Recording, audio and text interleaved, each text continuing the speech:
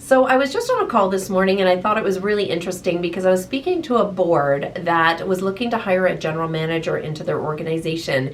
And they, of course, had two candidates that were at the finalist stages, and both were really great candidates. They both had the right skill to come into their organization. They both seemed, to be fantastic as far as, their interviews. And then the board was like, but we don't know which one to choose. So how do we go about making this decision? So they wanted another data point to be able to help make this decision and to ensure that they were getting the best candidate into the organization, and also to make sure that they were understanding what the risks of the candidate were and what the strengths were, and then as well hoping that they could make sure that they've got some longevity with this candidate by ensuring there's a good fit.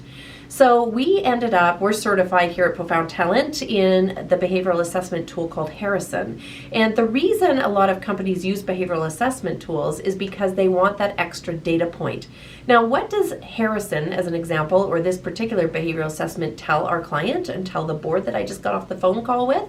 It tells them about the individual's innate behavioral traits.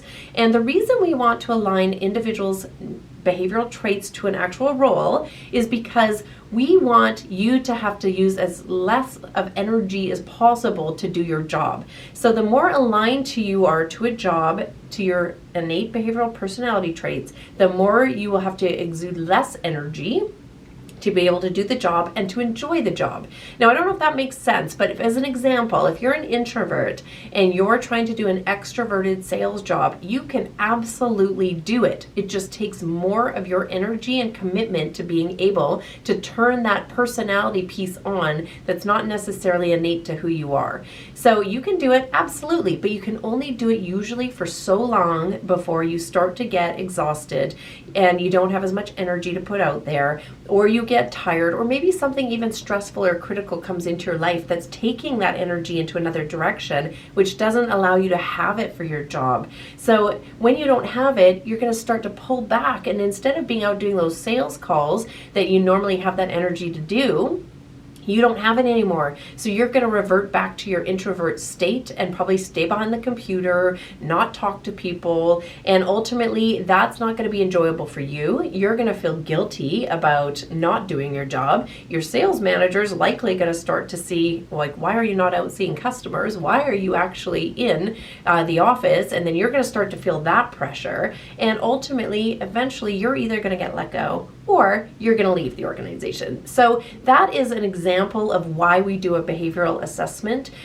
with candidates in market when we're moving forward on a recruitment, is because we want to align their innate behavioral traits to the actual job so that we ensure there's a good fit and a good match so that you don't have to put out as much energy to do that job and to love the job. And in turn, you'll become more successful. So that's the purpose behind it. Many times people ask me, why do we need to do these behavioral assessments? Clients say, I don't know if they're that important. Do they tell who the person is? But from my experience, it is not the end all be all with the recruitment process, but it is one data point that if you have an additional data point, why wouldn't you take it? Why wouldn't you add it in to ensure you've got the best fit?